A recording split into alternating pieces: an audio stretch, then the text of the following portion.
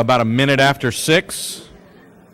So at this time, we'll go ahead and call to order our regular session of Tuesday, May 22nd, 2018 of the Schertz City Council. The first order of business that we have this evening is the opening prayer, the pledges of allegiance to the flags of the United States and the state of Texas, and Councilmember Larson will lead us in those. If you'll join me in standing, please.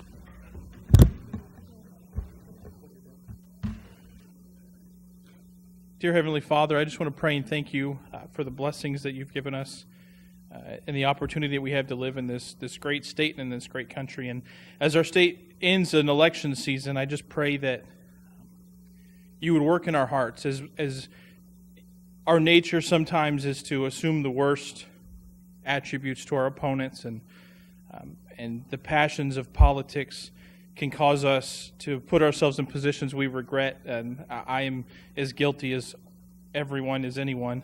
I ask that you would forgive us of those, and that you would help us begin to look at our neighbor and our political opponent, even understanding that 99.99% of the time these people are just like us. They just want to see the best for the next generation. And so I pray and I thank you for the hearts of the people in this country, in this state, and in this building. I thank you for the changes in our hearts and the way that we'll interact more amicably because of your grace. And I thank you for the opportunity to express our freedom and liberty in such an engaging, involved, and vocal way. I pray this in Jesus' name. Amen. Amen. I pledge allegiance to the flag of the United States of America and to the republic for which it stands, one nation, under God, indivisible, with liberty and justice for all. Honor the next flag. I pledge allegiance to thee, Texas, one state, under God, one and indivisible. Thank you, Mr. Larson. All right, next item that we have up this evening, we have a couple of presentations, recognitions, etc. So we'll start out first with introduction of our student mayors and student council members for the day. This is a program that we started with the school district a number of, just a couple of years ago, that's been very successful, and Mrs. Dennis and the team from the district have done a great job with it. So at this time I'll turn it over to Mrs. Dennis and let you kind of say hello and talk about what we do here and the folks that joined us today. Well, again, we had a very successful day.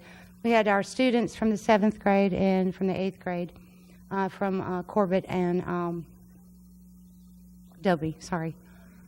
What we've done is we've been working for a couple of years now with the school district, introducing these children to the different roles within the municipal government. I have participation from staff that takes time to assist me. Council members come, talk to them. It was a wonderful day. We got some great students.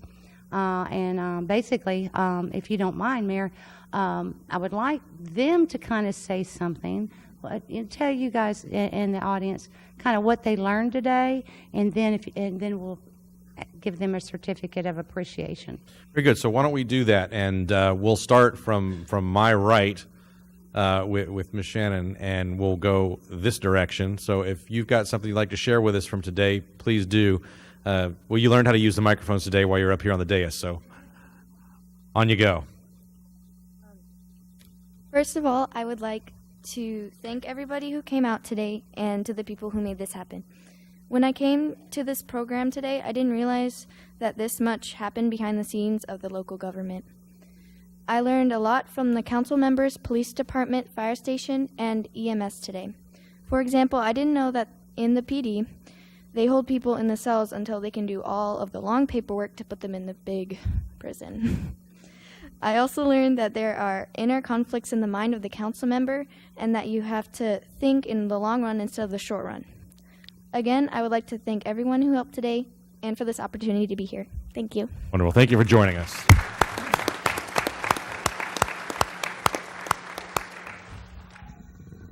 Hello. Unfortunately, Emma couldn't make it tonight, so I'll be reading her speech. All right. I want to start off by saying thank you for giving me this opportunity to learn more about my city council and government. I'm amazed at the amount of time, effort, and work you put in to make your city a home. I've learned that it makes more than one person to make decisions, and there never really is a right answer. I also got the chance to discover the surrounding environments that are located in our city, as well as the positions these passionate people take on. I really enjoyed getting a voice and say about a real-life activity the council members face often. This opportunity was one I will never forget. Thank you. Thank you, Addie. And Addie, now yours. All right. First, I would like to thank everyone who made this happen. I would also like to thank the EMS, firefighters, and police officers for keeping us safe and teaching me about your job. I never knew how important and complicated it was, and I'm glad that I got to experience it. I loved looking at all the different cells in the police department. There were some for holding and some for people that weren't having such a good day. In the fire station, they had a lot of junk cars that they used to train on, and let's just say it looked like a crime scene. Again, I would like to thank all the people that made this happen, and thank you for this teaching opportunity. Wonderful. Thanks for joining us.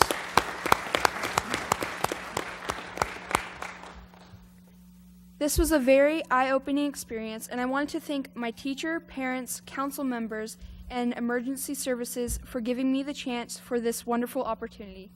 Sitting on the dais, making choices for the city, and seeing the inner workings was really inspiring. Something my dad always says is, if you take care of the individual, the group will be taken care of. And it's true. It all starts here, all the way to the local government. Taking care of the people in the community is important. To see how choices can affect not just one, but all of the people here was interesting to experience. Thank you again, everyone, for inviting me to this. Excellent.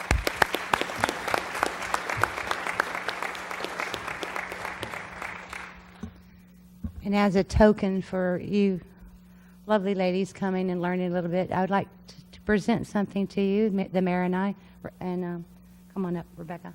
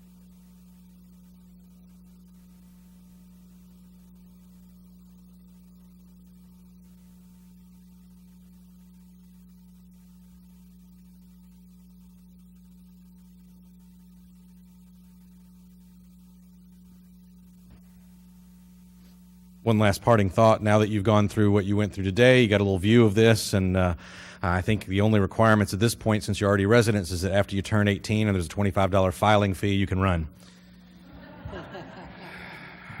All right. That said, next item that we have up this evening was some presentations. The first one, and actually, Mr. Westbrook, you're here somewhere, aren't you? You didn't take off? I am remiss in not introducing the president of our Board of Trustees for the school district, Robert Westbrook. So thank you for joining us this evening. I really appreciate it. You guys do a great job for us. These kids, I've got a son at Clemens. You guys doing great work. Thank you. Thank you. Next item we have is a presentation. It's Resolution 18R57. It's a resolution by the City Council of City of Schertz, Texas, approving the 2018 recipients of the Hal Baldwin Scholarship and resolving other matters in connection therewith. So, Mrs. Gonzalez? Yes, thank you, Mayor. Absolutely. So, first of all, good evening, Mayor and Council. As you recall, on May 8th, the Hal Baldwin Scholarship Advisory Committee met, reviewed, and selected one very highly qualified young individual to receive this year's Hal Baldwin Scholarship. Now, before we move on to the presentation, staff recommends that Council approve Resolution 18R57, awarding Ms. Charlie Kirkosa the $5,000 scholarship. So moved from the chair. Is there a second? Second. I have a second from Mr. Edwards. I'll go ahead and call for a vote. Aye. Aye. Aye. Aye. Aye. Aye. 7 ayes and no nays. The motion carries. Very good. So now, Mayor, I'd like to invite you down, and also any of the other members that are here from the Hal Baldwin Scholarship Committee, to come help us with the presentation. And then Ms. Charlie, if you could also please come up. All right, so before we get started, Charlie is a senior at Randolph High School, and she will attend the University of Incarnate Word this fall. She will major in education and focus on child development, sociology, and psychology with her ultimate goal of becoming a teacher. Charlie states in her application that she chose this career path because she knows that she can be a positive influence and a role model to students. One of the questions that we have on the scholarship application is, what does public service mean to you? And so she answered that with public service is doing what one can do to help make other lives better. Public service involves using one's gifts and abilities to make the community a better place. So congratulations, Charlie. And I would like to invite Mr. Bill Baldwin, who is Hal Baldwin's grandson, to say a few words on behalf of the committee. Thanks, sir. Thanks for joining us. Absolutely. Good evening, everyone. I'm happy to be here. This was my first year serving on the committee to choose a scholarship recipient, and we had a very successful turnout with applications, all of whom were highly qualified young individuals. Growing up, watching my grandpa in public service was a really awesome experience, and seeing the hard work that he poured into this city. Never would have thought I'd be sitting in front of such a largely populated group here in Schertz, but it's awesome. And I have to congratulate Ms. Kirkosa for receiving this year's scholarship. I think that it'll help you. I spent 10 years in college, so I know every little bit will definitely help. But you did an excellent job. We enjoyed reviewing your application, and again, congratulations.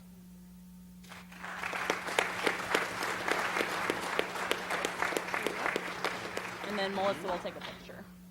Yes, ma'am. We'll come up here.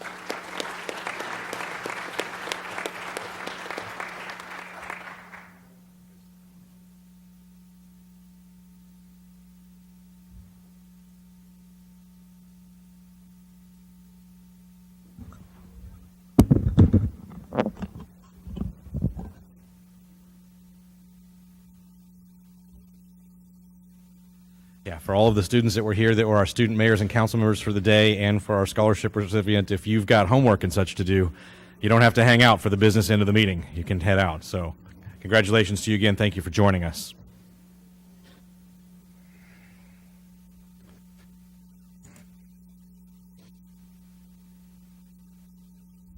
All right, next on the agenda this evening, we have the introduction of the fiscal year 2018-19 Sweetheart Court ambassadors. So who's got that for us this evening from staff? Mrs. Spence, good evening. All right, Scott started it. Go Buffs. Good evening, Mayor, Council, Mr. James. This evening I have the pleasure of introducing to you the 2018-19 Sweetheart Court members. Earlier this month, we held the coronation, and the young ladies competed in 3 categories. It was a personal interview, it was their talent, and then it was an evening gown and poise that they were competing for. Interview combined 60% of the score for their total, and 20% was for the evening gown poise, and 20% was for the talent. We saw some wonderful talents that evening as well, too, for those that joined us there that evening. So let me introduce to you our court. Ladies, Miss Sunshine, Howdy. Olivia Coates, Miss Olivia Coates. Our Miss Friendly City is Megan Morales.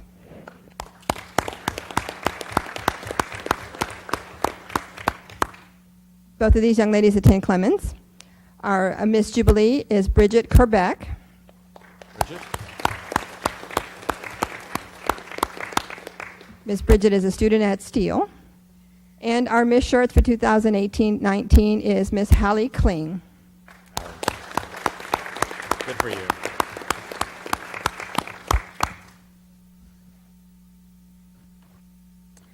Hello, City Council members, Mayor Carpenter, and all others who were able to attend tonight.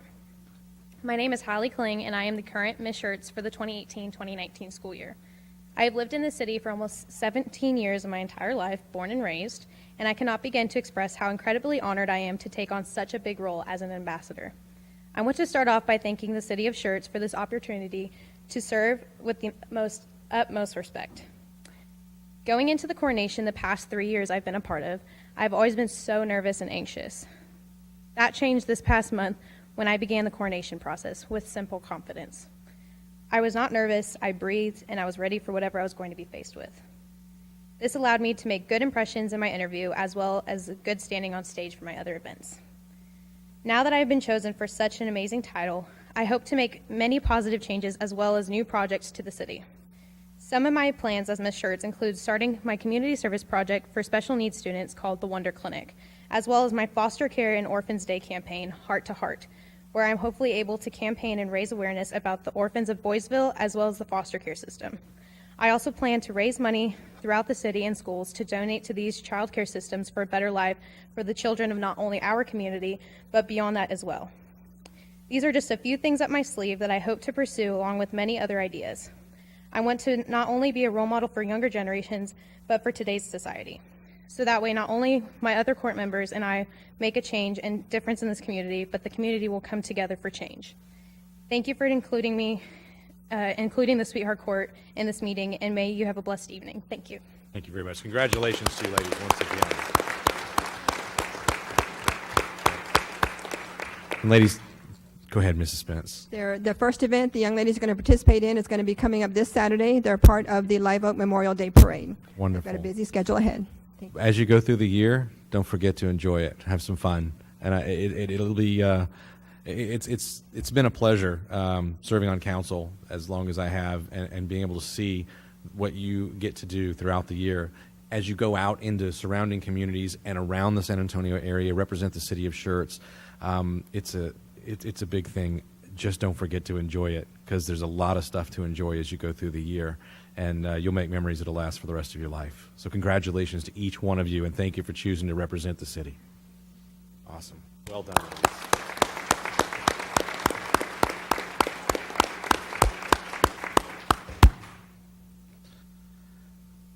All right. We have next on the list a presentation by our EMS department with regard to some cardiac arrest survivors.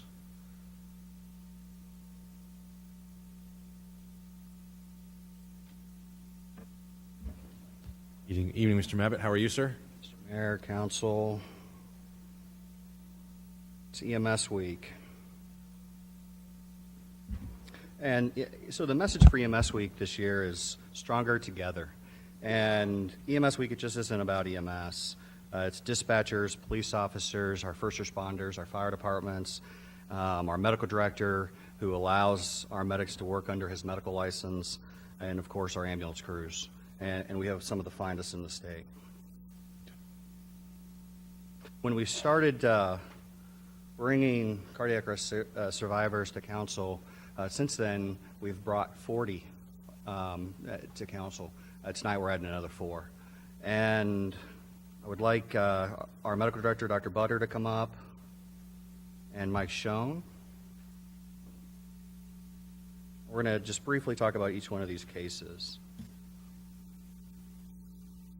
This first one was April 28th, and firefighters, if they're here, from Bracken, firefighters Mike Garcia, Jacob Hillhouse, Lieutenant Howarth, and firefighter Tyler Mead. And our paramedic crew was Brandon Hill and our own executive director, paramedic Dudley Waite. Come on up, Dud. So this gentleman was 31 years old. He was found pulseless and not breathing. Bracken Fire Department was on scene first. They immediately started CPR. Our crew arrived, continued CPR. They utilized our Lucas device. Within minutes, the patient regained pulses and eventually was breathing on their own and was able to actually respond to the crew while en route to the hospital. 31 years old, he's alive today because of these folks. I have a certificate for each one of you guys.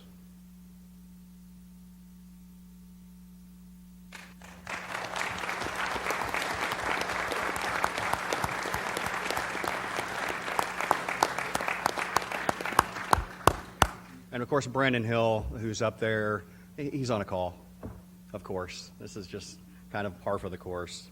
So our second one here, several Schertz firefighters, FAO Todd Warner, firefighter paramedic Jimmy Corrales, firefighter Dane Anderson, and firefighter Alex Armstrong. And again, FTO Brandon Hill, paramedic Cody Doan, supervisor Jason Birch. If you guys can come up here, and Mr. Smith can come up here as well. This actually occurred at the YMCA, and we were called for a seizure activity. The YMCA staff did a great job by recognizing the emergency and immediately called 911. Our crew got there and realized that it was a true emergency, and we had fire departments dispatched as well. When our crew arrived, the patient had a weak pulse, was barely breathing, and once we moved him over to our stretcher, he actually lost pulses.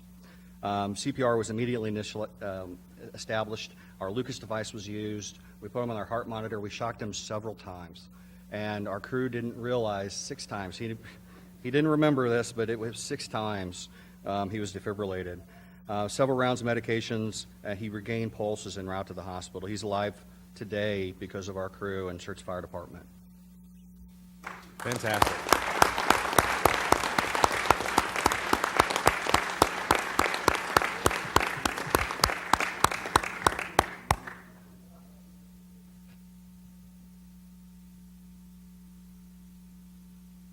Cibolo Fire Department, Lieutenant Scott Lee, firefighter Jacob Hillhouse, and firefighter Logan Boggs.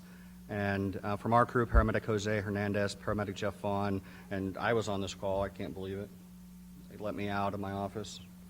They let me do that sometimes. This was a resident of Schertz. She was found outside of her home. She had agonal respiration, so she was barely breathing. Once we placed her in the ambulance, she actually lost pulses. Cibolo Fire was on scene. They helped us with CPR, and we established an IV. We gave her several medications, and en route to the hospital, she actually regained pulses.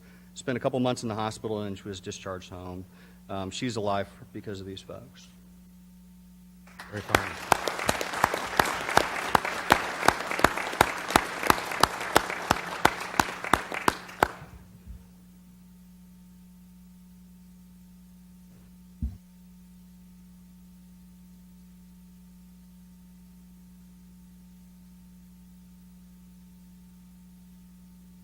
Had several people on this call in Selma with 2 police officers as well. Police Officer James Graham and Officer Terranova. They arrived on scene first, and if you're here from Selma Fire Department, Captain Trincoso, Lieutenant Donovan, Firefighter Rife, Firefighter Schroeder, Firefighter Stout, Firefighter Fugi, and then our paramedics were Hector Gonzalez and paramedic Chris Adi. When we arrived, there was a bystander kind of performing CPR, and Selma PD, Officer Graham right here, immediately took over CPR. Selma arrived, they continued CPR. We put the Lucas on. After several rounds of medications and defibrillation, we regained pulses. This is something I actually talked to Chris Adi about last night, and he worked it for about 40 minutes. He almost stopped, and next thing he knew, he had a pulse. And he became really close from stopping. This is a 19-year-old male. And because he continued, this person's alive today. He stayed in the hospital a couple days, and he was discharged as well.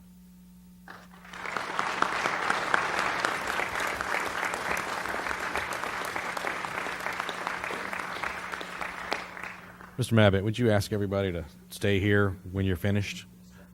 Yes, sir. Are you good? You bet. At the 4? Yes. So I've got one more special recognition. Please do. So as council knows, we do 3 EMT classes a year, and so about 90 students take our course every year. And if I could have David Rotano come up here, you can see the sea of yellow. That's our current EMT class. So we have the highest pass rates in the region and are in the top 10 for the state for our EMT course.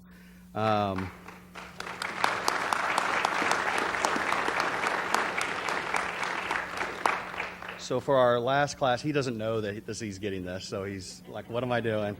So I received a weird email from a student, and this is what it said. And it was just fairly odd email for me. So of course I asked more. It's like, what do you mean he's not in class anymore, and what do you mean he saved his life? So we teach some of our advanced skills to our EMT class, and one of the advanced skills that we show them is our heart monitor. And this student said, hey, I'll volunteer for that. So David here put the heart monitor on, and that was his EKG. And I know it's a bunch of scribbly lines, I get that. But David immediately realized and noted that right here, he noted something was wrong with his heart. And being 19 years old, you shouldn't see this. And what it is actually his superior vena cava, it's a superior vena cava and right atrium defect. So he's getting too much blood in his right side of his heart, which his right ventricular, the bottom part of his heart, becomes enlarged or too big. And that's what he's actually seeing on this EKG. So David actually told the student, you need to go see a cardiologist. And he did. And the cardiologist basically told him he would not have survived to age 30 if he wouldn't have noticed this. And David could have, one, he had to see this and recognize that this is an issue, and then let the student know that you got to go see a cardiologist, and David did that. So we don't have a cardiac arrest saved for this person, but we could have easily have had that. He saved his life by letting him know. He would like to have been here tonight, but his cardiologist told him no excitement until we get this figured out. So we have a certificate here for you, David.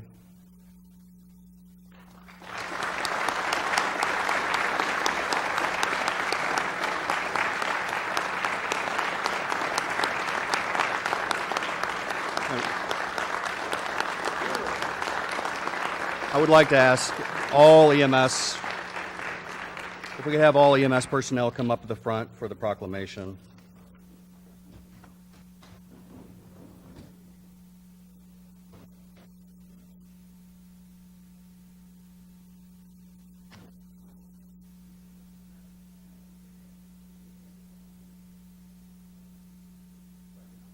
Right here.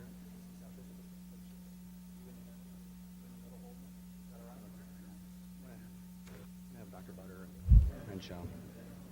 Is that all right?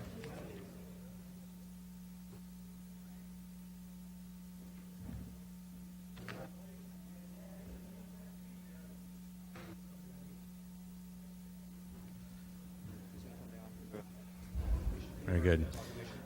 Yes, I will. I'll come down.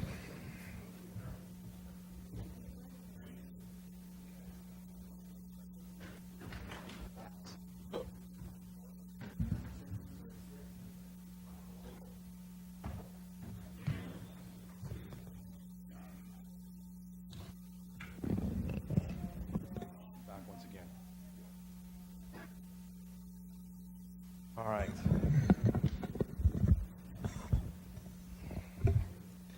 So normally I like to say a few things about the proclamation I'm about to read, but I think that's all been said with what you've seen. And the proclamation reads as this. Whereas emergency medical services is a vital public service, and the members of emergency medical services teams are ready to provide life-saving care to those in need 24 hours a day, 7 days a week. And whereas access to quality emergency care dramatically improves the survival and recovery rate of those who experience sudden illness or injury. And whereas the emergency medical services system consists of emergency physicians, emergency nurses, emergency medical technicians, paramedics, firefighters, first responders, educators, administrators, and others. And whereas the members of emergency medical services teams, whether career or volunteer, engage in thousands of hours of specialized training and continuing education to enhance their life-saving skills. And whereas it is appropriate to recognize the value and accomplishments of emergency medical service providers by designating Emergency Medical Services Week Now, therefore, in appreciation of their valuable contribution to the city of Schertz and the surrounding communities, that the city of Schertz and the city of Schertz Council hereby commend and congratulate Schertz Emergency Medical Services for their outstanding dedication, and all of our partners that are with us here today, in pre-hospital medical care to the citizens of the area, and hereby join the United States of America and the state of Texas in designating May 20 to 26, 2018 as Emergency Medical Services Week, with the theme, Stronger Together. Thank you all for all that you do. It's a miracle each time that someone makes it because you're there, and I know that for them, there can be nothing greater, no greater service than when you put your life in danger for that of your friends. So again, thank you all.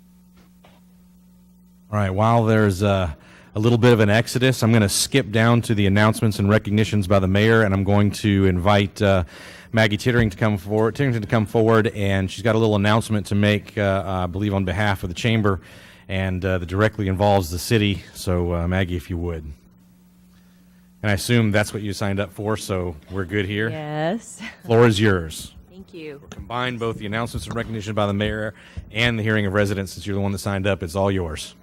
There you go. It may be turned off. There you go. There we go. Whoops. Good evening. Evening. Very excited to be here in front of y'all. We had our bowl-a-thon. Some of my ambassadors, this isn't all of them, but this is some of them. They worked their hearts out. They bowled. They got raffle tickets, and you know that we were trying to raise $5,000 for the Schertz Fire Rescue, and I believe, well, hopefully they all didn't just leave. Oh, all right.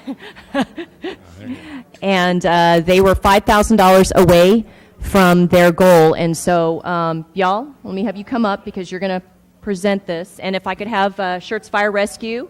And we got the dog. So excited.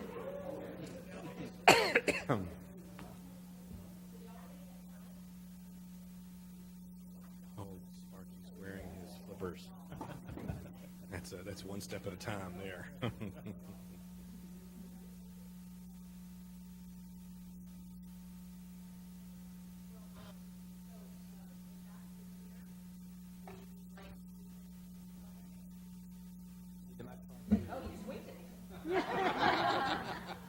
You dog.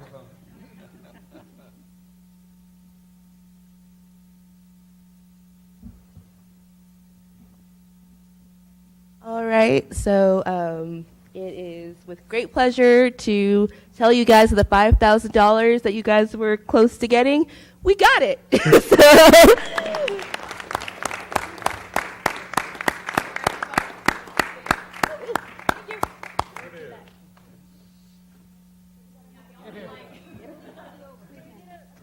be shy. Get some knees.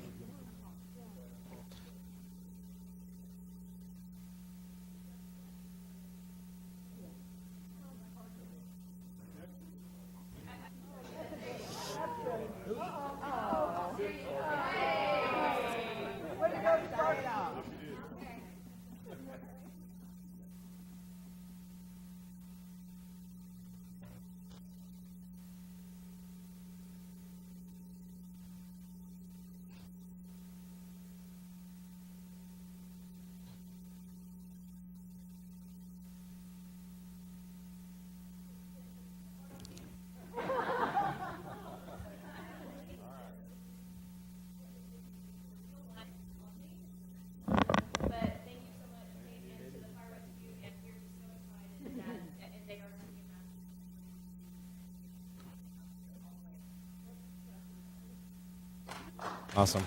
Good stuff.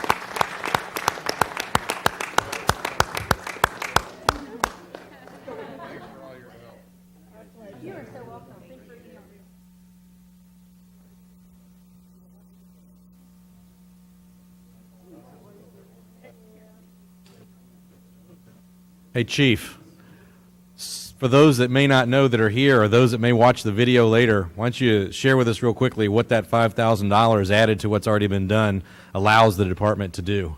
So the Chamber has been helping us throughout the year with our boat fundraiser. As some of you may have seen back during the hurricane deployments, we deployed a boat, but we had no motor on it. So we've been fundraising. The Chamber has invited us into some lunches and breakfast, and we've got our message out there to a lot of local businesses who've donated.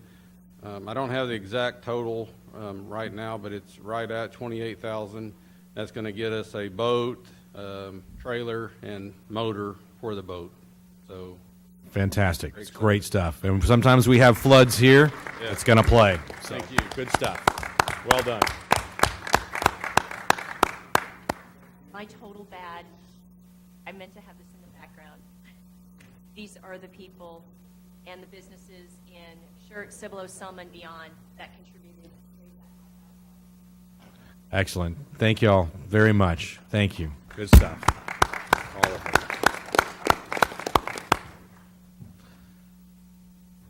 All right. All right, that completes the hearing of residents and announcements and recognitions by the mayor. So I'm going to go back to announcements of upcoming city events. And Mrs. Gonzalez, do you have that today? That's me tonight, yep. Dr. Westbrook, good to see you, sir. Thanks for joining us. Good job. Thank you, sir.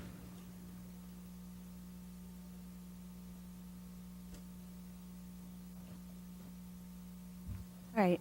So this Thursday evening, May 24th, is going to be Cibolo Valley Local Government Corporation. They're going to start with a board meeting at 5:30 p.m., and then it's going to be a joint workshop with the City of Cibolo and City of Schertz. It will be held at City of Cibolo this year. Their city offices, 200 South Main Street. Monday, May 28th, is Memorial Day. Our city offices will be closed. There is going to be a Memorial Day ceremony at 9 a.m. at the Veterans Plaza, Memorial Plaza. It's going to be hosted by the VFW. Tuesday, May 29th, is our third and final for the year, Council on the Go. It will start at 6:30 p.m., and it's going to be at Wilder Intermediate School. On Saturday, June 2nd, there's a couple of parks events going on that day. The first being the Nature Discovery Series. It's called Discover a Bug's Life at 10 a.m., and that's going to be out at Crescent Bend Nature Park. Pre-registration is required, and you can call the Parks office at 619-1850. That evening, there's going to also be at Crescent Bend Star Party from 8:30 to 11 in the evening. And then the next time that we'll be here for a regular council council meeting is going to be Tuesday, June 5th at 6 p.m. Thank you. Very good. Thank you, ma'am. Next, we have announcements and recognitions by the acting city manager, Mr. James. Thank you, Mayor. A couple real quick. We have a lot of good staff with the city, and they do a lot of good things that often go unnoticed, but occasionally we like to try to recognize them for their actions. One, Will Dalrymple in our building inspections department hadn't been with us that long, but certainly has really taken to training and learning what he can, has passed a number of exams for certification, and just a couple weeks ago, he obtained another one for his commercial mechanical inspector exam to allow him to better go out and do inspections of HVAC systems. And then the other, we have some parks folks here. This is to one of their folks, Israel Segura. He was out actually at Ashley Park just to file a police report over a trash can that had been vandalized and set on fire. And while he's out there, a couple of buses of elementary kids showed up from Pascal. And we often don't get that bigger crowd of kids showing up, but occasionally the school kids will go out and do things in the park toward the end of the year. And knowing there were that many of them, went over, talked to the teacher, said, let me make sure we get the restroom in order, let me make sure we got enough paper towel, toilet paper, stuff like that. So set to work, kind of getting that set up for them, making sure they were all set on short notice. So greatly appreciate him taking the initiative, stepping up and doing that as opposed to kind of finishing his task and going on about his day. And then again, for folks who are watching the video after the fact, just to let you know, we have a number of written updates for council, 2 of which relate to Economic Development Corporation. One is their first quarter 2018 report. The second is the overview of the payment for Amazon.com for the incentive. Another is a Parks deal, thanks to everybody on the Parks team, Sandy and Lauren, as well as Public Works, a job they did doing an asphalt cul-de-sac out at Crescent Bend where we didn't have it paved and the property was getting torn up. And then lastly, kind of a kudos to our whole Public Works team, folks, over the job that was done on the Arroyo Verde slurry seal project. I guess it was the end of last week. So really went out of their way to kind of help residents out during that disruption. So summaries of those are all there for folks who are interested in. Very good. Thank you, sir. We've already had our hearing of residents, so we're going to move over to item number 6, which is Resolution 18R60, a resolution by the City Council of City of Schertz, Texas, authorizing and approving publication of notice of intention to issue certificates of obligation, complying with the requirements contained in Securities and Exchange Commission Rule 15C2-12, and providing an effective date. Mr. Walters, sir. Good evening, Mayor and Council. Tonight, we also have Mark McCliney and Andrew Friedman from SAMCO who help us go through the actual issuance of the bonds and help coordinate that with us. Okay. So tonight, this is the Notice of Intent Resolution, and actually like to take a few minutes and have Andrew go through what that means and why we're doing it for these certificates of obligation issuance. Good evening, Mr. Mayor and council members. Andrew Friedman with Samco Capital Markets. Evening, sir. And I serve as financial advisor to the city. What we have before you this evening is the Notice of Intention Resolution that I think is outlined in your council memorandum. This is the first legal step to begin the issuance process for debt. Authorizing this Notice of Intention Resolution this evening will publish that notice in your paper of record for 2 consecutive weeks, 30 days after the first publication of that Notice of Intention. The city will be authorized to sell those certificates of obligation based on the timetable we put together. We will be back at your July 10th council meeting with competitive bids in hand, meaning we'll put out an offering document to the investing public. Firms will have an opportunity to submit their best bid. The city will then select the best bid, meaning the lowest interest rate, to sell those certificates to, and then we would close on August 8th. This is will be a typical certificate of obligation offering, as the city's done in the past, a 20-year borrowing at a fixed interest rate with a 10-year call option, meaning we'll have the ability or the option to call those bonds in 10 years should we be able to either pay them off in cash or refinance them at a lower interest rate.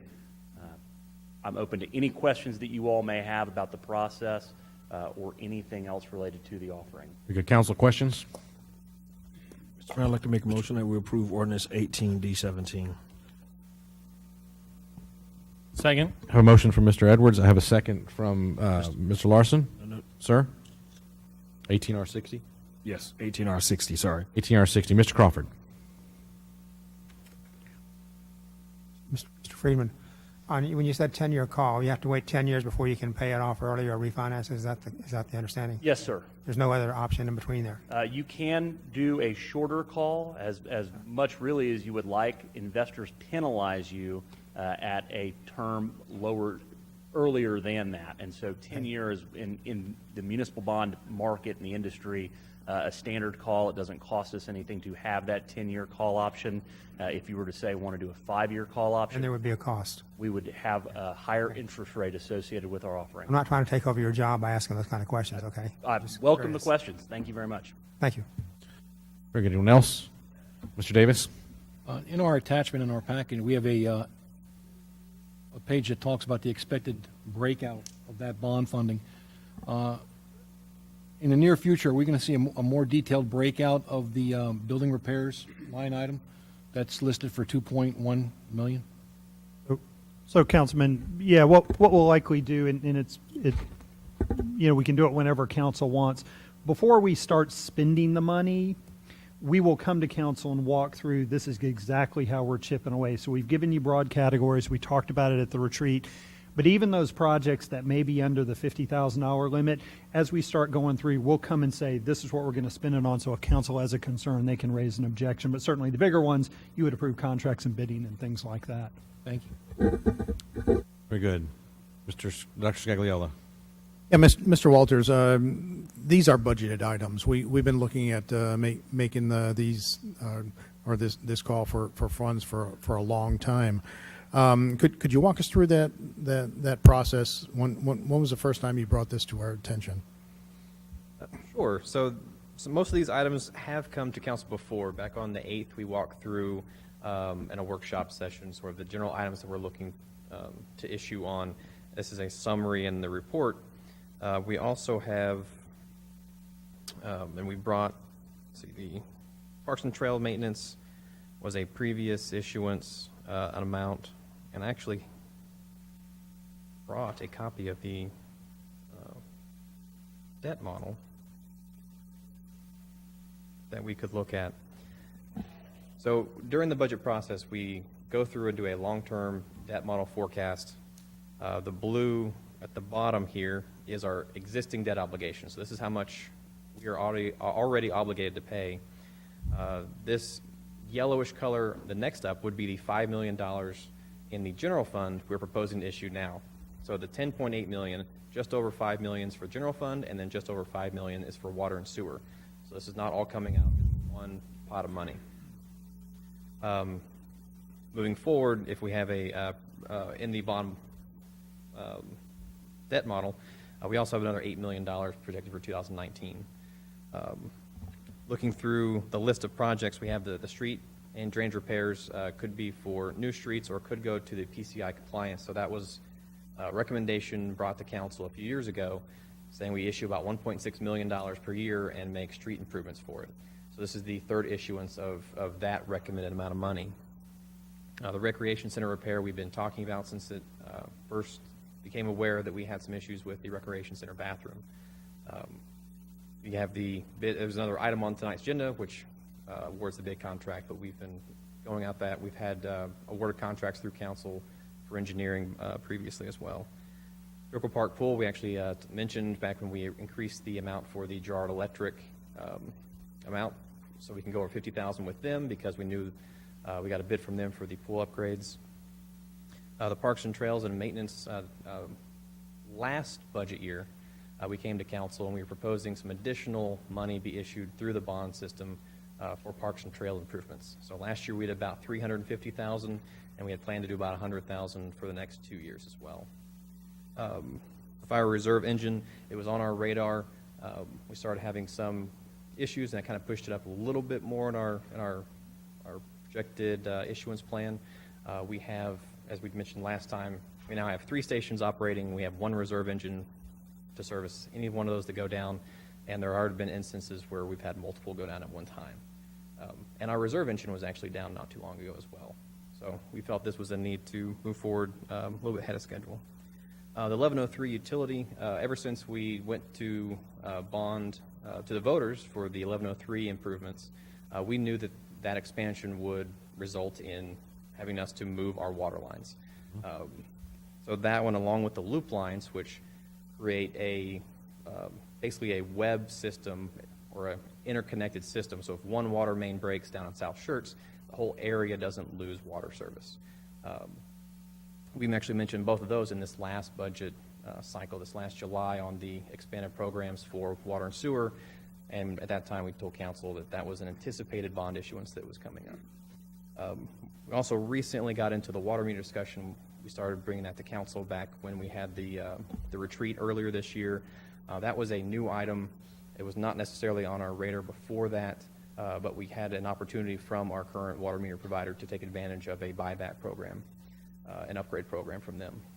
So that's the history of the items. Thank you so very much for the clarification. Do appreciate the efforts you put into it, and in some cases anticipating our future needs before they actually happen. So thank you. Good, Mr. Crawford. Mr. James, I'm going to presume the answer you gave Mr. Davis about explanation of how things are labeled now versus how they'll be labeled when you get the money. Because I noticed one that said drainage and then our streets. So we don't know which way we're going to spend the money till we sort things out and get the money later also, which is not, it's okay. You don't always know how you're going to work things out. Sure. So a couple things real quick. As James mentioned, two of the items really are items we're going to start going on and doing, and one finish hopefully before, in fact, the bonds are actually issued. That is the Pickerel Park Pool Project. So thanks to Parks, Sandy, Lauren, Todd, and their folks, that work has generally been done. The pool has been filled. Final inspection is this Friday, so we're keeping our fingers crossed that it opens on Saturday. So that work's been done. The money will be used to repay. Again, we have the contract for the restroom on tonight. The other items will come back. When we did the presentation before kicking off the first phase of the PCI, we listed a priority of those roads. So we in a way got a blessing from council on the priority, but given that it was so long ago, before we kick off each phase, we will come back to you, in part because you'll award the contracts. The prices may come in higher or lower, so we can move stuff up, or maybe stuff gets pushed off going forward. So we have a list with the PCI that we presented before. Something may cause that to change slightly. I would point out that the way that bond language is worded, it's not just for repair. We could use it for new construction. So if there was a need to build a road, we could tap into those funds as well. So yeah, we will come back, but there is a list on that one. Right. But that'll be determined later on when we, not today or tomorrow, but when we get closer to the time of doing something. Yes, sir. We will come back to you with that on the parks items. We'll go to Park Board, help us prioritize, and then we'll come back. And also would like to add, the mention of drainage improvements is often associated with streets due to when you redo a street or reconstruct, that is a drainage issue. And by having that language in there, it would allow us to actually make drainage improvements in connection with a specific set of streets. So if we redid a street and it caused a drainage problem either through the problem, through that, that's why that language is in there. The other question, I'm not sure if it's one for you, Mr. James, or Mr. Walters, or somebody else, but the comment made about 1103, when we bonded 1103, what, 2 years ago? Yes, sir. Or the 1 mile from 35 to Chelsea, basically. Yes, sir. And tonight you say that we need money to move the water lines and move, is it the power lines also? That stuff wasn't included in the original bonding then.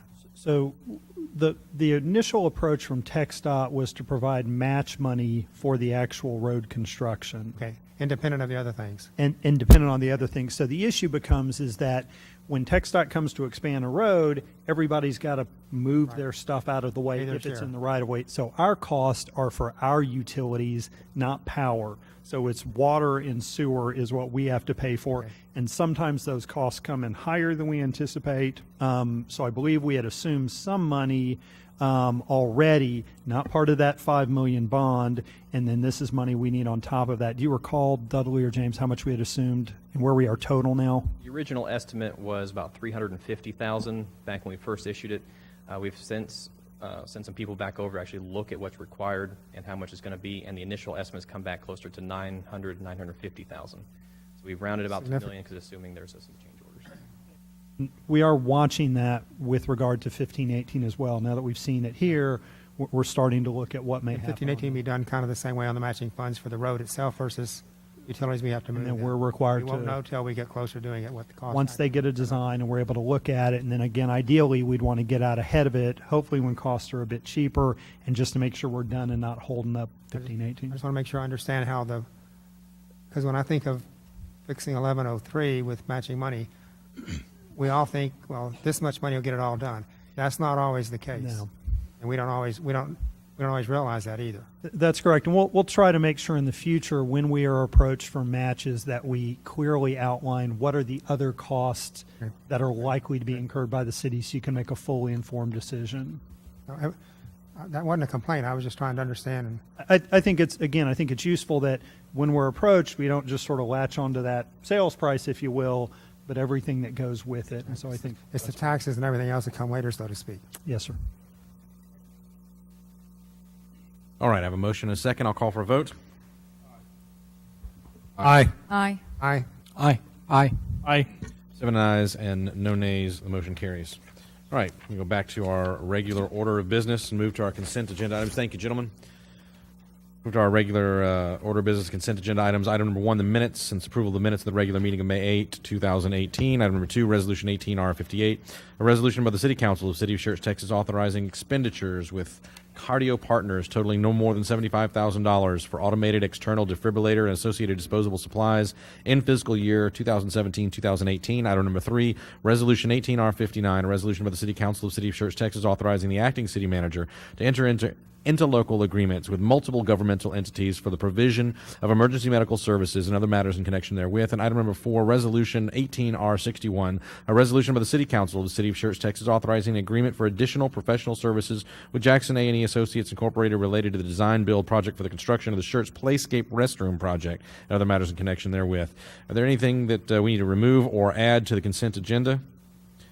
Mr. Mayor, can we go over item number 4, please, individually? Yes. Anything else? Is there anything we need to add? Beg pardon? It's okay. All right, is there a motion to approve items 1 through 3 on consent? So moved. Second. I have a motion from Mr. Larson, second from Dr. Kaiser. Anything else, council? If not, I'll call for a vote. Aye. Aye. Aye. Aye. Aye. Aye. Aye. 7 ayes, no nays. The motion carries. Item number 4, Resolution 18R61, a resolution by the City Council of the City of Schertz, Texas, authorizing an agreement for additional professional services with Jackson A&E Associates. Mr. Shrum, good evening. Mr. Edwards. The total cost is $17,500 or not to exceed? Not to exceed. Okay, so my question about this one particular item is, did we ever compile that list of different owners, reps that we talked about using in this area? So the discussion was, previously we're going to go out for RFQ, so we about have the documents prepared, and we'll be going out to RFQ, I would say probably within the next 30 to 45 days and get a result back and then be able to bring that back to council. That was all I needed. Thank you. Very good. In that case, I'll move from the chair to approve 18R61. Second. Motion from the chair, second from Mr. Davis. Any other comments, questions from council? Hearing none, I'll call for a vote. Aye. Aye. Aye. Aye. Aye. Aye. Aye. 7 ayes, no nays. The motion carries. Moving on to our discussion and action items. Item number 5, Ordinance 18T19. This is a first and final reading, council, with a declaration of an emergency. Ordinance 18T19 reads an ordinance by the City Council of the City of Schertz, Texas, authorizing a budget adjustment to renovate the bathroom and shower facilities and other minor repairs to the recreation center, and authorizing the acting city manager to enter into a contract for the repairs, repealing all ordinances or parts of ordinances in conflict with this ordinance, providing an effective date, and declaring an emergency. Council, any questions on these? Mr. Mayor, I'd like to make a motion that we approve ordinance number 18T19. Second. I have a motion from Mr. Edwards, second from Mr. Crawford. Any other comments, questions from council? Hearing none, I'll call for a vote. Aye. Aye. Aye. Aye. Aye. Aye. Aye. Very good, thank you. Next item we have on the agenda this evening is item number 7, Ordinance 18D17, ordinance by the City Council of the City of Schertz, Texas, providing that the Code of Ordinances of the City of Schertz, Texas, be amended by revising Chapter 86, Article 5, Section 86-149, parking prohibited, and providing an effective date. This is first reading. I'm hoping Kathy will come up upon hearing her voice, or Cecilia. Sorry, we're moving quick on them. This is really just adding a small section of Main Street for no parking that had been signed as such, and it's a big cleanup. We had about 8 different references in our Code of Ordinances on Main Street that overlapped one another, and this really makes it very clear to everybody with 2 references, north side, south side, relative to what's out there. Sorry, I was giving You're an fine. HA5 definition. It's all good. Yeah, so basically for the first part, for the parking prohibited, so TxDOT did a cleanup of that road, of that 1518, and they did restriping. They put new signs in place where they already existed. They added a couple missing signs. And so we recognized that there was one section of it that did not, that allowed people to park, but when you pull out of Lindbergh, and you look to your left, the cars parked there don't allow you to see people coming. So it's dangerous for people to park there. And so TxDOT already had it a no parking. For some reason, it got missed in our ordinance years ago. And so we cleaned, like Brian said, we just cleaned up all the ordinances because it read, from this corner 100 feet, stop here, and then, but really we just combined everything up and cleaned it up. Very good. Any questions, council? Mr. Edwards? I do have a couple of questions. Since we are actually doing the Main Street revitalization, it's going to be extremely important that we're able to park somewhere. So, So this is on the other side where the revitalization is not. okay, so it's It's on the TxDOT side, and plus, nobody parks there anyhow, on all the sections. So, and one thing to think about too is with the, Am I looking at the wrong picture? Are we talking about? Can you put this picture up or no? I didn't print out the. You can put it up with this one. I don't care. Okay. The reason why I'm asking that question, we have a lot of people that are coming in already asking if they can actually open a business down there and add to that parking. We have Mr. Marquez, who's building a bar down there. We also have a gentleman came in a few weeks ago, wanted to know about parking on the back side of the bank. And so I just don't want to exacerbate a problem and make it larger if we're trying to revitalize that area. Does that make sense? Yeah. Maybe let me chime in on this one real quick, and then you can fill in. Yeah, no, I think that was a concern we had too when we were kind of cleaning it up. As Cecilia said, most of what's no parking is beyond this point where folks don't normally park. The only area where in theory folks would is from sort of the bank on that side over. But again, the issue is they really shouldn't be parking there because we've got a sight distance issue. And so the concern is while we need the parking, we need folks parking where they're not going to get hit or cause accidents, because that's going to jam us up going forward. And so once you move kind of beyond this point down toward Schertz Parkway, you're able to park except in front of hydrants, intersections, et cetera. So it's a relatively small area from our perspective. All right, thank you. Anyone else? If not, is there a motion to approve ordinance 18D17? So move. Second. I have a motion from Mr. Gutierrez, a second from Mr. Crawford. Any other comments or questions from council? Hearing none, I'll call for a vote. Aye. Aye. Nay. Aye. Aye. Aye. Aye. I have 6 ayes and 1 nay. The motion carries. Next item on the agenda this evening is item number 8, ordinance 18D18, an ordinance by the City Council of the City of Schertz, Texas, providing that the Code of Ordinances of the City of Schertz, Texas be amended by revising Chapter 86, Section 86-115, maximum limits generally on specific streets, adding the maximum speed limits of Interstate Highway 35 and Interstate Highway 10 frontage roads to the limits, and providing an effective date. So this was kind of something that we just, engineering just stumbled upon, is that with all the new development and us just checking ordinances and whether it's parking or the speed limits, we came across that the frontage road speed limits for TxDOT are not on our ordinances. So essentially, if you got a ticket, we couldn't enforce it. There's just a couple of short sections that our city lies in within the TxDOT roads besides FM 1518 and 1103. Those two are in our ordinances, but IH 10 and IH 35 are not. So it's just covering those speed limits on the frontage roads. And the main lanes, the main highway lanes are on our ordinances, but the frontage roads are not. All right, council questions?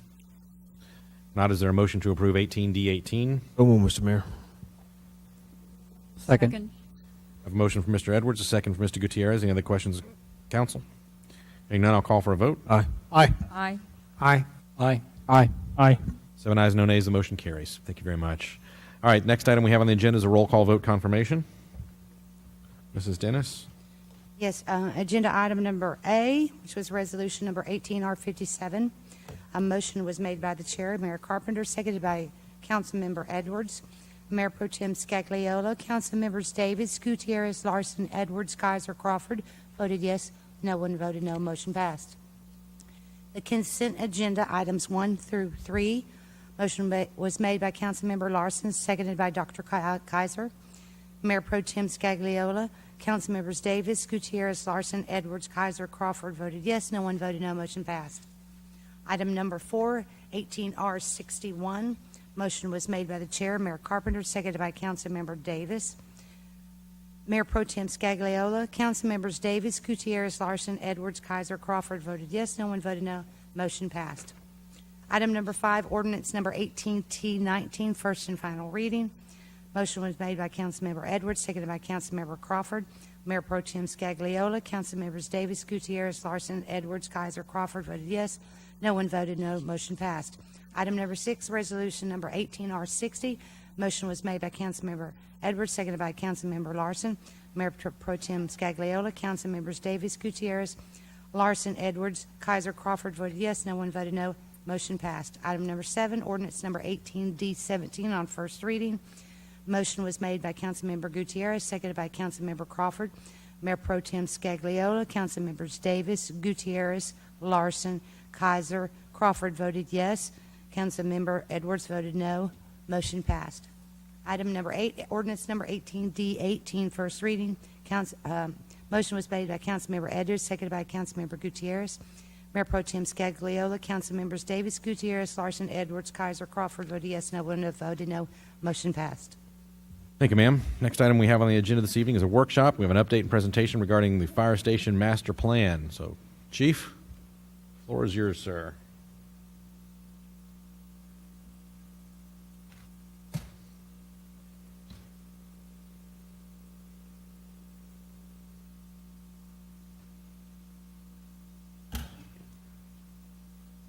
Good evening, Mayor, Council. Brian told me I only had an hour tonight, so I'm going to try to keep it short. Well, obviously, this is one of everyone's favorite topics, so how could we not take a while? Just jumping into it real quick, just kind of before I get to the next slide that goes over the station locations, just giving you a quick, how do we determine station locations? So we use ISO. You know, that's who helps set insurance rates in the city for residential and commercial. They assign numbers between 1 and 10. Schertz is currently a 3. They do an evaluation every 10 years, and we just underwent that this year. We also look at NFPA guidelines, response times. We try to get to a call and set locations so that we make it to a call in less than 5 minutes, at least 90% of the time. And then, of course, we look at growth in the areas. Here's the NFPA standard that we use that talks about trying to set those locations where you can arrive in less than 5 minutes. And then just kind of getting into the map real quick, it shows Station 1 here, and I've kind of overlaid this on our call data from the past year. So you can see every place that's yellow means we're meeting that goal of getting to a call within 5 minutes. Every place that's red, we did not get to that call within 5 minutes. The bigger the circle of dots are, the more calls there were in that area. And so from a fire department perspective, of course, we would like for, this entire map to be yellow, meaning that we got there in less than 5 minutes anytime a citizen called. Just to look at the next, we start to overlay the 5-mile radius around a station. Generally, we want to see some overlap within those. And as you can see here, we've got Fire Station 2 coming up next, Fire Station 3, and its original location at Lower Seguin in 1518. And then, so from our perspective of all that data that we talked about, Fire Station number 4 would be in the industrial park. That's kind of the economic engine of our community, and so anything that happens, we employ a lot of people in that area. We have a lot of tax dollars in that area, so from our perspective, that's the next highest risk that anything happens in that area. We want to get it put out as quickly as possible. And that kind of shows you where we finally start to get some overlap on these dots up in this area when we put that station online. From our perspective, this station is a couple of years past due, so it's something that we need sooner rather than later. Because, we know there's lots of other needs in the city, employees. We know we need more officers, we need more parks workers, we need more public works employees. This is something we've taken the time to meet with EDC on several occasions. We've looked at some different options to where we do a traditional buy a piece of land, build a station, but we're also exploring our options of some type of lease, long-term lease in a building, and what the cost associated with that would be. So that's something that our economic development team's been helping us with, providing those cost figures as we move forward in this planning process. Based on our growth, you see Station 5 goes up at I-35 and Swab area. And so you see as that red circle comes online, we would hope a lot of these red dots you see in this area would start to turn to yellow. This takes into account the development that's going in Homestead and how we're expecting 1,500 homes up in this area, as well as some additional commercial development on the other side of I-35 around Cisco and in that area. Next comes down to Station 6. We think it's going to be in that I-10 Graytown area, and that's just to cover Haley Heights, Ivy Estates, some of those communities out in that area that are starting to grow as well. And then you see here on the map, Station 7 is actually in the area where we have open temporary Station 3 now. And that kind of shows that map. I've also placed the future locations that Cibolo has given us as well. And I can tell you that Cibolo Fire and I have had some discussions about combining a station down here in the future. So we've had some of those discussions already about what that would look like, and so they've just went into the same data collection system as us. So we are actually meeting tomorrow to discuss our data collection and looking at our run volumes and data in that area as well.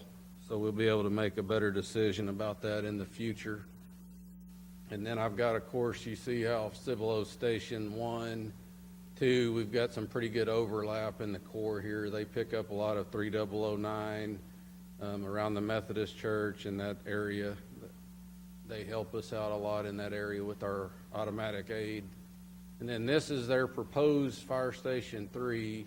So it's a little bit further down 1103 that it doesn't really catch a lot of our Homestead and Parklands area up off further north of Cypress Point subdivision.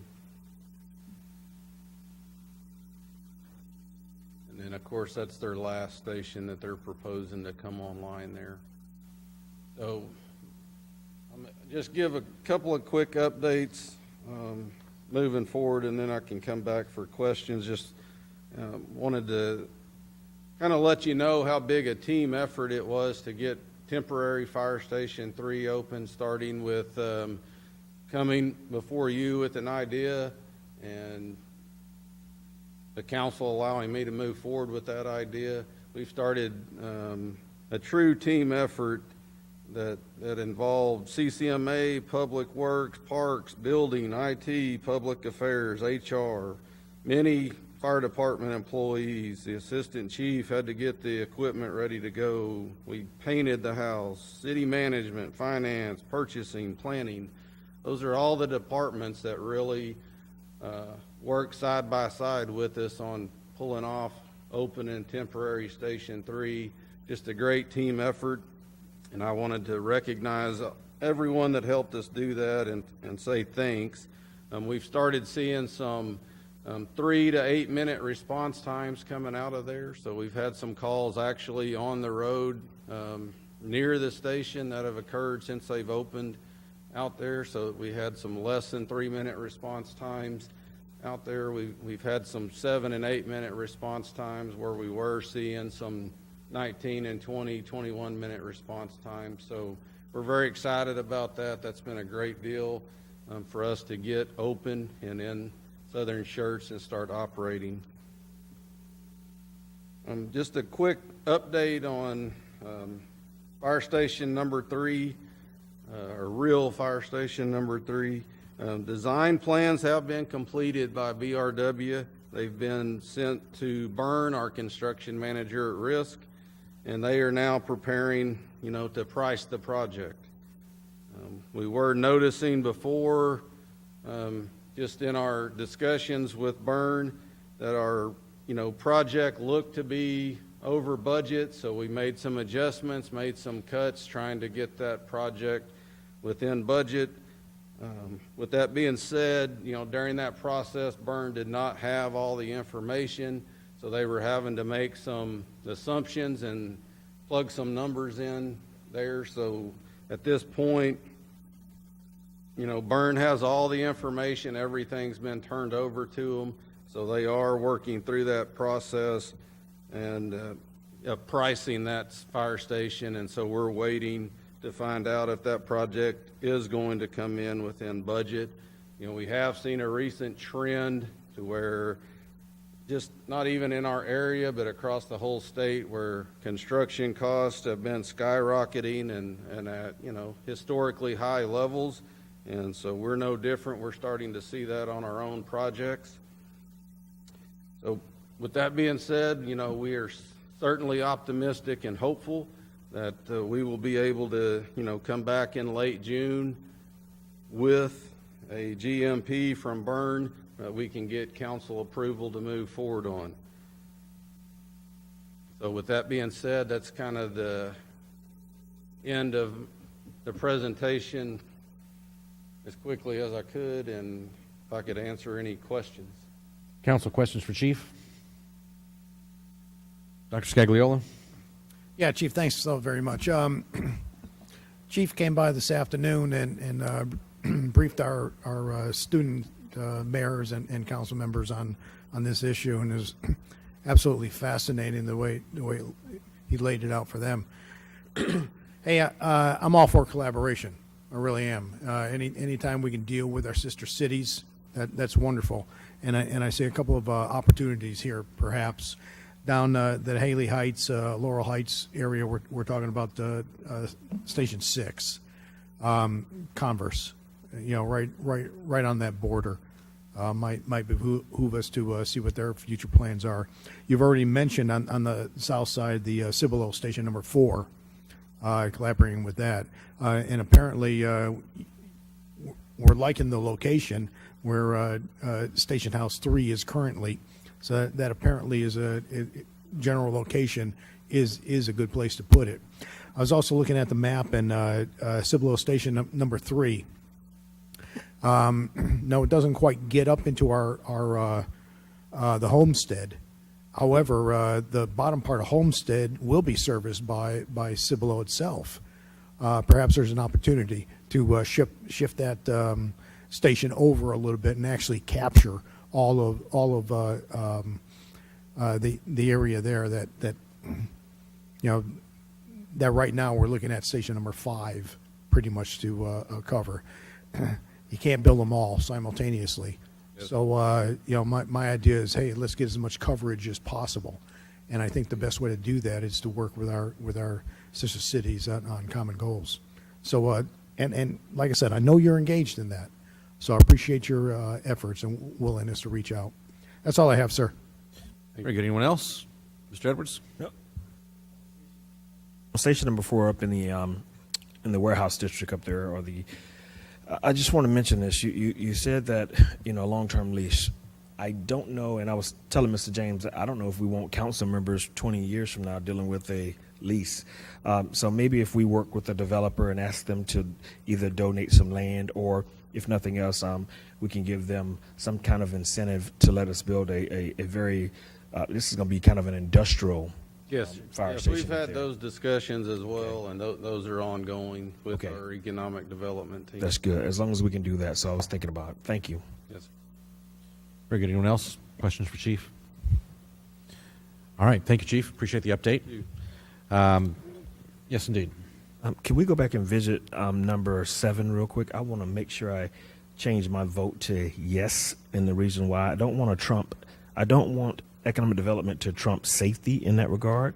Mr. James was telling me that the parking, we were having some issues with people coming off of the site distance. So I want to make sure that I change my vote to yes on that. You have a motion to reconsider. Is there a second? Second. I have a motion to reconsider from Mr. Edwards. I have a second from Mr. Larson. Call for a vote. Aye. Aye. Aye. Aye. Aye. Aye. Aye. 7 ayes and no nays. Item number 7, ordinance 18D17. I've already read the caption. Is there a motion for this one? So move. I have a motion from Dr. Scagliola to approve 18D17. Is there a second? I have a second from Mr. Davis. Any other comments, questions from council? Hearing none, I'll call for a vote. Aye. Aye. Aye. Aye. Aye. Aye. Aye. 7 ayes and no nays. The motion carries. The next item on the agenda is a roll call vote confirmation for item number 7. Mrs. Dennis? There was a motion Motion to reconsider. reconsider. I'm sorry. There was a motion to reconsider by Councilmember Edwards, seconded by Councilmember Larson. Mayor Pro Tem Scagliola, Councilmembers Davis, Gutierrez, Larson, Edwards, Kaiser, Crawford voted yes. No one voted no. And then going back to item 7, to hang on, ordinance number. I'm sorry. Ordinance number 18D17 on first reading. Motion was made by Dr. Scagliola, seconded by Councilmember Davis.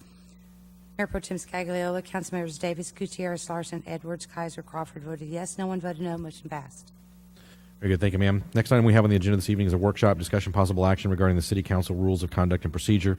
Council had asked that I come back to with some commentary on potentially limiting debate and some other things that we might do to expedite the handling of our business in our council meetings. So if council doesn't object, I'm going to go down to the podium. I got 4 quick slides. I'd like to share some of the research that I've done, some of the commentary I discovered, and then some other things that we might do as far as this goes. So unless anyone objects, I'm going to go down to the podium.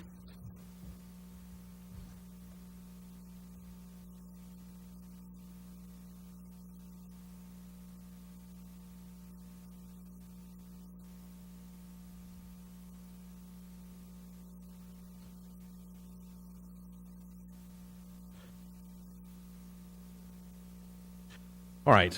We talked a little bit about potentially limiting debate, and I just wanted to give some overview about how this is handled elsewhere. In Robert's Rules of Order and the newly revised edition therein, which most often city councils kind of refer to Robert's Rules for their rules. They don't have rules that are unique like ours are. Debate is limited to 2 10-minute speeches per question, and only 2, and time cannot be transferred to another member under Robert's Rules. Riddick's Rules of Procedure, default time limit is 10 minutes. There's no commentary that I could find about whether one could pass on one's time to another member. I assume that in the absence of any guidance there, that would be resolved by the chair. Mason's Manual of Legislative Procedure simply says 1 speech per question. Everyone gets 1 bite at the apple, and there's no guidance about timing or time spent. And I thought it was kind of interesting for the U.S. House of Representatives for the everyday item that comes before the House. There's a 40-minute time limit, and that's for the entire House. All right, so I went and found some examples of what some other councils do. They were kind of all over the board, so I tried to pick 1 East Coast, 1 West Coast, 1 Texas, and see what I found. In Durham, North Carolina, each member gets to speak exactly twice on any given question. Your first set of commentary is allotted 5 minutes. The second set of commentary, you have 3 minutes. Unused time is forfeit, and time cannot be transferred to another member. Spokane, Washington, 3 minutes per member per question. It doesn't matter how many times you speak, you're just simply limited to 3 minutes, and then the chair manages your time until your time is expired. Pendleton, Oregon, 5 minutes per member per question. Period, right? So you have 5 minutes. If you use up 5 minutes in your first response, you're out of time. If you want to divide that between 2 responses or commentaries, you may, but you're limited to 2 bites at the apple, unused time being managed by the chair. And in Dallas, each member may speak 3 times on a question. 5 minutes, 3 minutes, and 1 minute, respectively, for the 3 times that you have to speak on an item.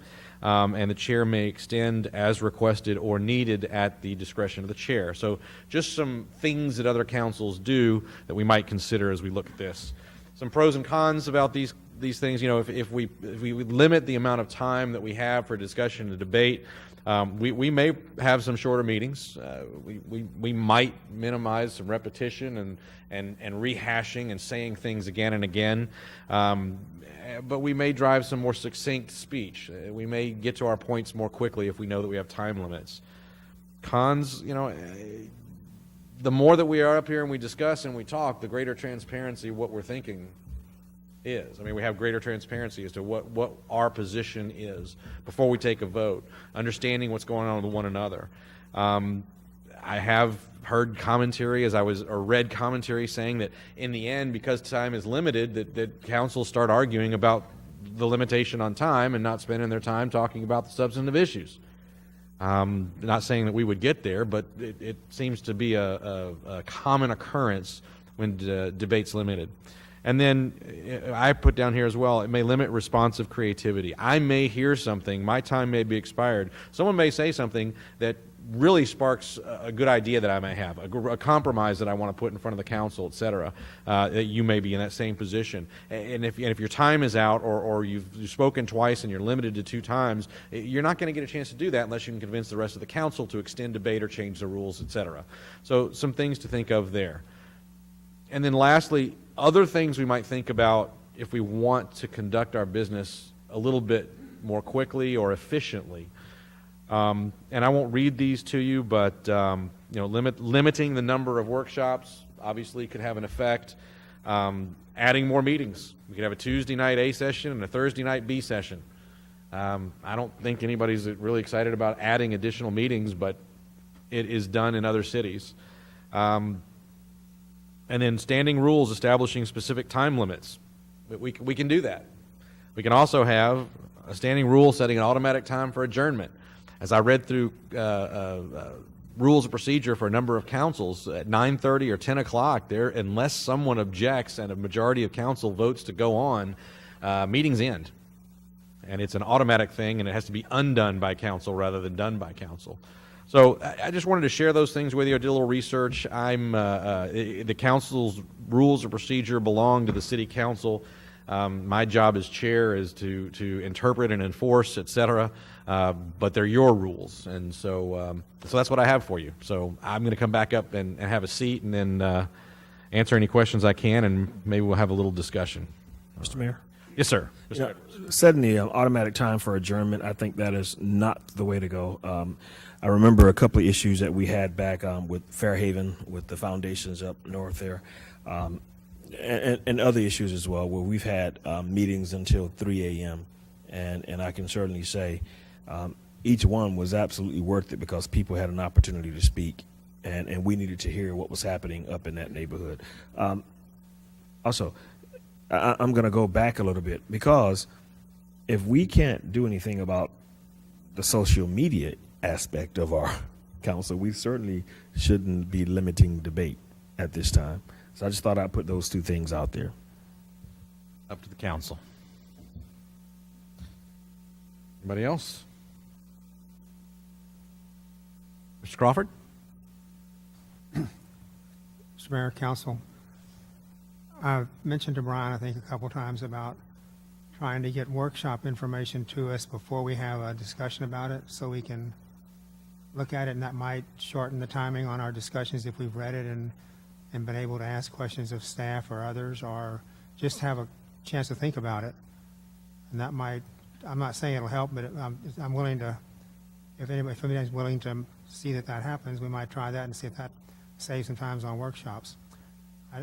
Second comment, I don't know that limiting the stuff we do at the beginning of the meeting, where the audience shows up to see things that involve their kids and other things that are important. EMS tonight, I think, is very important. I may need them one day. We all may. So knowing what they do and seeing people that they've saved and helped has a value. So limiting that may or may not be a good thing to do, but I wish we could get people to stay longer and see the business. As paint drying as it is, it's still something that is part of our city.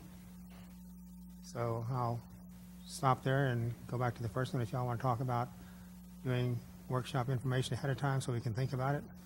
if it's worth doing, talk about it. If not, I'm stopping. Thank you. And it certainly isn't my expectation that we would make changes this evening or that we would drastically change our rules of procedure. You know, this is really just to kind of start the discussion or think about it and say there isn't a need for a discussion, that our rules are fine and we can live with them the way that they are. I just kind of responding to council's wish to explore. So, Dr. Scagliola? Yeah, I don't want to stifle anybody's right to be heard, but the fact of the matter is, you should be able to say what you have to say. Well, it shouldn't take forever to say it. Let's just put it that way. I'm a college professor, and man, I tell you what, I can talk for an hour on a topic, but I can get the same thing said in less than 10 minutes if I needed to. So I have no problem with the quality of a conversation. It doesn't always take a quantity of conversation to get your point across. The 5-3-1 rule, hey, that seems fair to me. The only problem I have with having an open, honest dialogue is a lot of times during the dialogue, I'll have a specific question for somebody else, and yet the rules that we've established on the council is, well, I've got to say my piece and then keep quiet and let somebody else say their piece, and then they keep quiet. You can't really have an exchange of ideas given that type of restrictions. That's something I'd like to see changed. You know, so if we did go with the okay, no more than 3, you can't speak more than 3 times on a question. Well, asking somebody a question, just trying to get clarification, shouldn't count against you if we are going to limit ourselves to 3. But quite frankly, if we adopt these things as informal rules without casting anything in stone, because we don't follow Robert's Rules of Order as a requirement. No, we live by disposed of it. we live by the essence of it, if you will. So, do we really need anything formally in writing, or come up with an agreement amongst ourselves to limit topics of limit our duration of conversation? And I don't think I exceeded my 5 minutes saying what I had to say. That's all I have. Okay. Mr. Davis. Yeah, I'm not a big fan of putting down an arbitrary blanket timeline on discussions. As my colleagues on the other end said, sometimes we have things that are going to take more discussion in more depth than other topics. In my experience since I've been on council, I have utmost faith in the chair to be able to guide and control and limit discussion as appropriate. I feel I have the utmost confidence in the mayor that if we're getting off track or we're rambling on, he'll quickly get us back on track.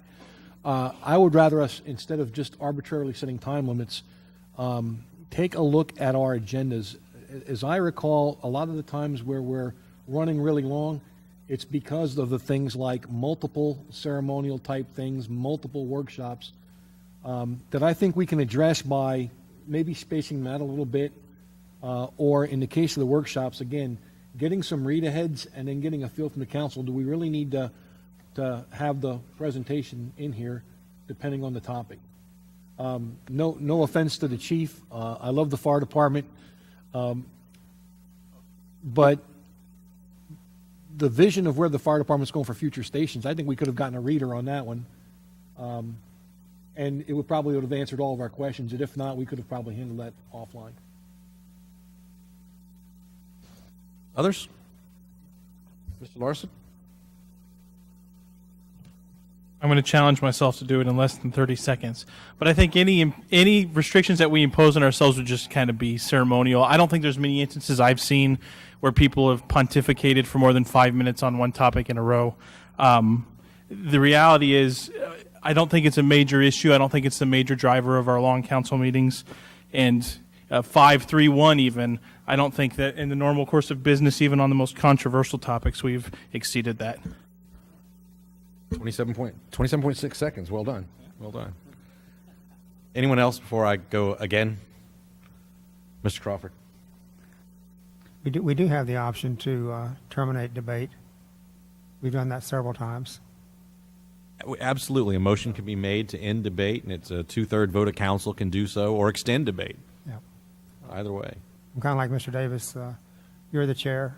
We have a mayor pro temp. Anybody on the council can raise that issue or any other issue that discusses, are we on the right track? And keep going. Just a comment. Thank you. Sure. Dr. Kaiser? Yeah, I think if we self-regulate, we can, get said what needs to be said and, continue with transparency, and we're all heard. I know sometimes people get very passionate about a particular topic, and, you may want to go on for 10, 15, 20 minutes, but I think we can all control ourselves and, limit ourselves on time. I think it would be a great help to have the information beforehand. So even when we're going to have a PowerPoint presentation, a lot of times if we have that before we get here, I know it helps me a lot because, then we're not reading that, listening, and then trying to come up with questions at the same time. We've got everything, or maybe we can get clarification even before a meeting that I think would save time as well. Okay. Anyone else? Mr. Gutierrez? Just a quick comment. I'm not for limiting the time. There, like Dr. Kaiser said, sometimes there is going to be that debate and discussions that will last more than 5 minutes to get the point across. I think self-regulating would probably be the best thing to do at this point, and not limit time. So I have a thought, given what you've all said, and what I think I'm hearing is, we really don't need to change our rules. Maybe we just need to change our habits a little bit, potentially. And so here's where I struggle with trying to strike a little balance. We've done the disc profiles, and I'm really impatient, and I would be happy to go, let's just vote on everything. 1, 2, and just run down the list. I'd be fine with it, right? But there are times where staff not only needs to make a presentation, where staff wants to make a presentation, where staff wants to get up in front of the council and say, guess what we were able to accomplish, much like Chief did this evening. I mean, the fact that we worked with another political subdivision where we were in a project that involves the city of Cibolo and us and CCMA, and there's a house on this piece of property and a garage, and we just creatively have found a way to immediately have a presence in the south part of the city. That's big stuff, and it should be recognized and spoken about and lauded. No disrespect whatsoever to our engineering department, but speed limits and no parking zones. I can look in my packet. I know what's there. That should be ministerial. So I guess maybe what I would like to ask of Mr. James to consider and staff to consider is, as we go forward, maybe we look at items, and there's some way where staff can tell us, hey, we can give you a presentation if you want it, but we don't have to. And then on ones where you really want to share something with us, you indicate that on here so that when there's a staff member that needs and deserves to stand before the council and talk about the work that they've done for the city and for this body, they have an opportunity to do so. But if it's just ministerial in nature and staff could take it or leave it as to getting up and explaining what's going on, I can just simply ask the council, does anybody have any questions, or are we ready to make a motion? That will move things very quickly. The other thing that I have asked Mr. James to do, and I'll ask the council for your indulgence if you'll let me do this, is to be part of the final approval of the agendas. And you see sometimes that from the chair that I'll skip around from here and here and here based upon whether we have guests in the room with us or something that it probably needs to be moved forward. If I can do that with our staff in advance, then when we get here, we probably can go straight through a proper order. And maybe I can even have a discussion with Mr. James about which items staff really needs to have an opportunity to talk about, and which items I can simply say, do we have any questions, or can we take a vote?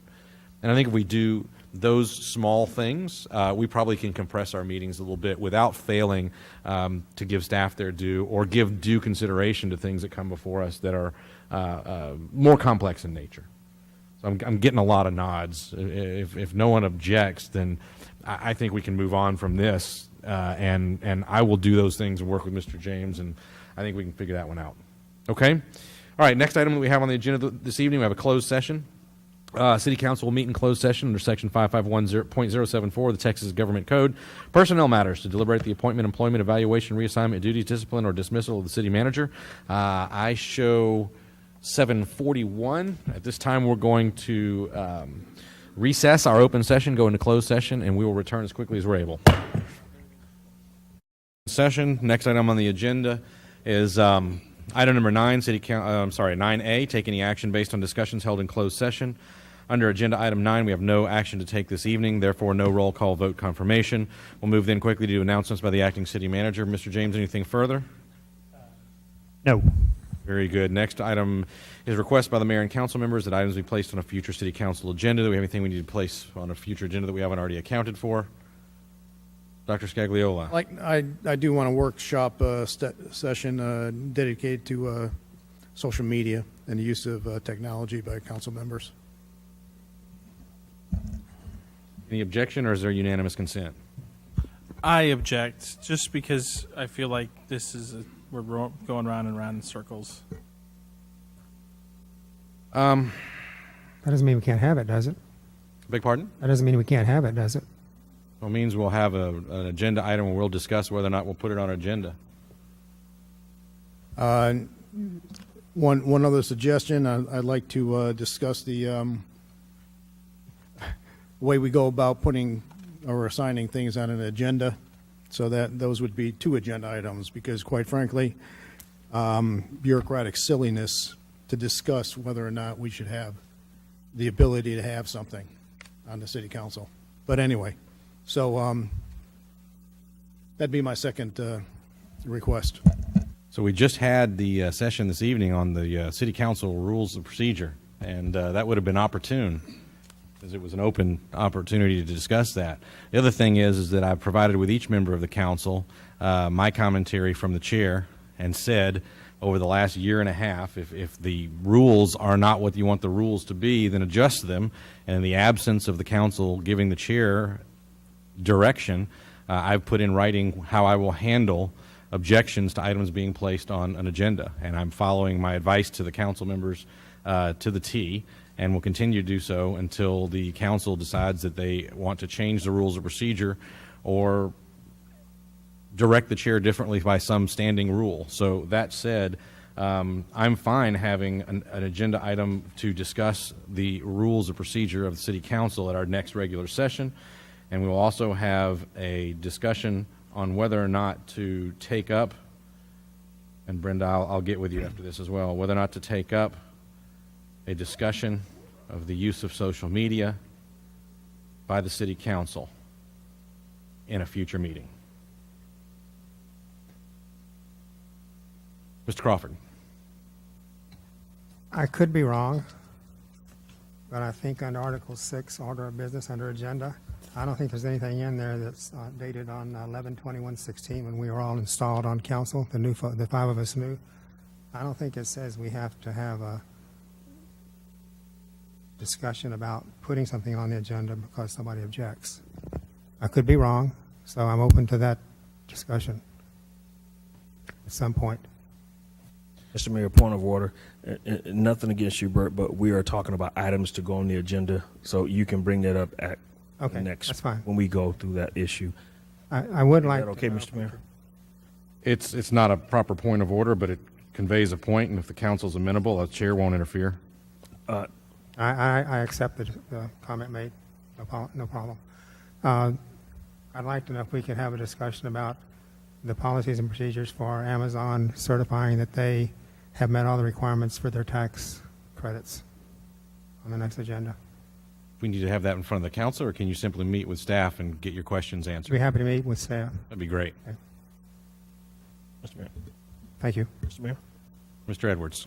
I would like to entertain, we received this letter about having a joint meeting with Cibolo. I would like to maybe entertain us, even at least sitting down with them. I don't know if we need a public meeting, but this meeting was requested by the mayor and the mayor pro tem of Cibolo.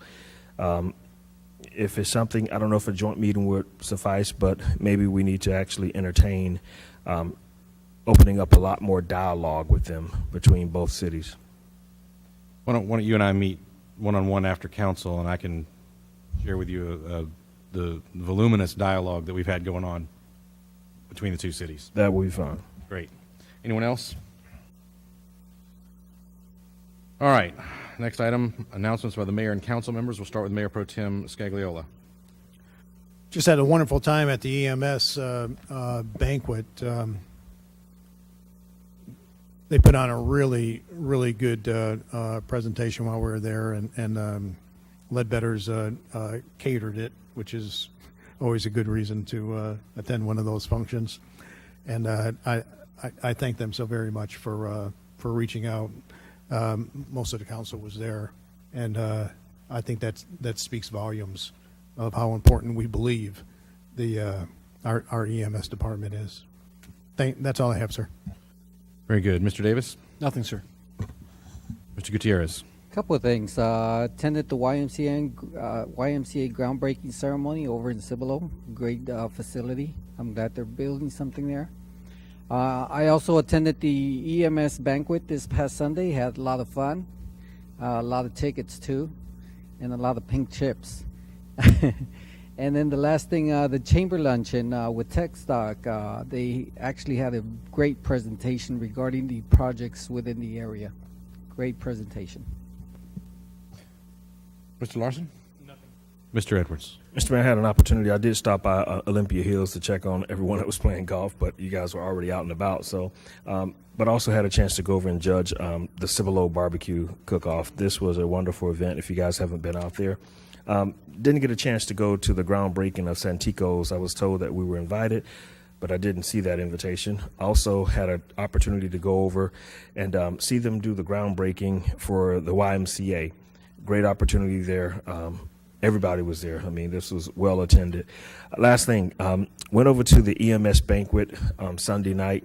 We got a lot of rain, but I tell you, the videos, whoever put the videos together and whoever put together the whole program, I just want to tell you, that really touched my heart. I actually put it on my Facebook page so that the citizens, when they see you out and about, I hope that they thank you guys for what you do.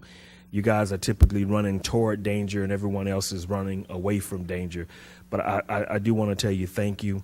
And when I see those ambulances or when I see those fire trucks pulled over, I do start an immediate prayer just saying, bless those people and watch over them. So thank you again for what you guys have done. I appreciate it. Thank you. Good. Dr. Kaiser? Just a few things. First of all, for Purse Bingo, for some of you I know that attended, but the mayor, Mr. Edwards, and I were servers. I didn't realize that the mayor had won several cooking awards in the past, but that night we were just taking plates out to a lot of people. Indeed. It was great fun for us. Had an opportunity to participate in the golf tournament. Always well put together. Fantastic. And, hopefully you got a lot of money so that you can continue a lot of the programs that you do. That was really fun. And I agree, Mr. Edwards, the banquet on Sunday, a lot of time, and I'll just kind of combine this with the police memorial. A lot of times we don't hear the good things and the sacrifices that a lot of the first responders make. And I think it's important that we hear that along with some of the things that we hear in the news. And I have to say, I went back to my students at UIW and passed along a lot of the things that were said and shared those stories so that they hear some really positive things. And that doesn't refer just to Schertz, but certainly, this was Schertz related, but across the entire country. Also, Mr. Edwards and I attended Decision Day at Samuel Clemens High School. So we got to see seniors come through and let us know where they were going to go to college. I think it's important to hear some of those things and what these kids are doing. They're doing a lot of great things. and they are the future leaders in this city and beyond. So that was a really good thing to hear as well. Very good. Mr. Crawford? I went over to Arroyo Verde and watched the HA5 process. That was worth going to and listening to and seeing. That turned out pretty well as far as I know. Went to EMS, and Jason, you probably talked to me way too much the other night, but y'all had a good job. Everything was put together well. I like the stories. And we don't, like everybody else has said, we don't hear that stuff unless we come to that meeting or that banquet. So that was definitely worth taking the time to go to. Went to Cibolo YMCA groundbreaking. That was also nice to attend. Great weather. They accused Maggie Titterington of causing the great weather, which was probably a good thing. And I think that's about all I have to say.